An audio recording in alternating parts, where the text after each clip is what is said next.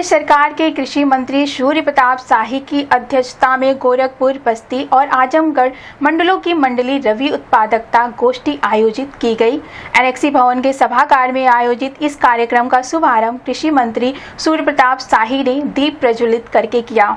मंडलायुक्त अनिल डिगरा ने किसानों को संबोधित करते हुए बताया कि गोरखपुर मंडल का धान उत्पादन का लक्ष्य 6.35 लाख हेक्टेयर था और हमने 94% लक्ष्य प्राप्त कर लिया है। 22 नवंबर तक धान की कटाई पूरी हो जाएगी। इस साल धान की उत्पादकता में 26.8% की वृद्धि हुई है। पहले यह 21 कुंतल प्रति हेक्टेयर थी। यहाँ 91,000 से अधिक किसान रजिस्टर्ड हैं और धान की कटाई शुरू होते ही धान क्रय केंद्र खोल दिए जाएंगे। 10 नवंबर से चीनी मिलें भी चालू हो जाएंगी।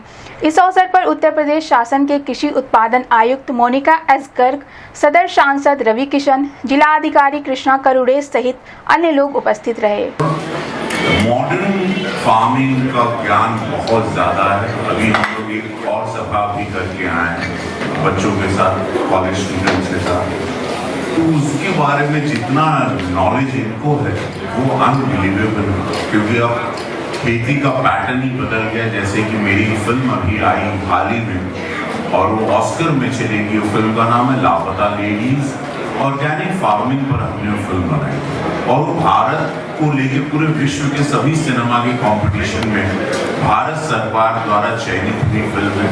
सब्जेक्ट यही था कि ऑर्गेनिक फार्मिंग और अभी की खेती का भी टाइमिंग है, जो आप लोग समझते हैं कि अगर आप समय चूक जाते हैं, समय चूक गए तो ये पूरा खेती का मतलब बदल जाए। समय का खेला हुआ।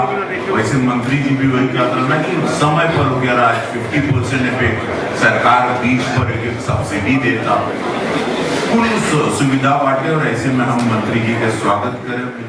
गोरखपुर मंडल के बारे में बताना चाहूँगा।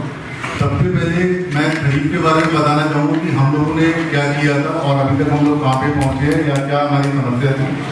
मैम, अगर हम अपने पूरे मंडल को देखें तो हमारा जो टारगेट था वो 6.35 लाख हेक्टेयर था, जिसे हमने पूर्ण कर लिया था खरीफ में। और इसमें जो धान की खेती है वो हमारे पूरे मंडल में लगभग 94% एरिया में होती है। अभी हमारे यहाँ पे जो कटाई है वो अभी कई जगह शुरुआत हुई है, बट मेन जो है वो नवंबर 25 से स्टार्ट होगी और पूरा होते होते 20 से 25 नवंबर तक पूरा हमारे यहाँ पे धान की जो है कटाई हो जाएगी।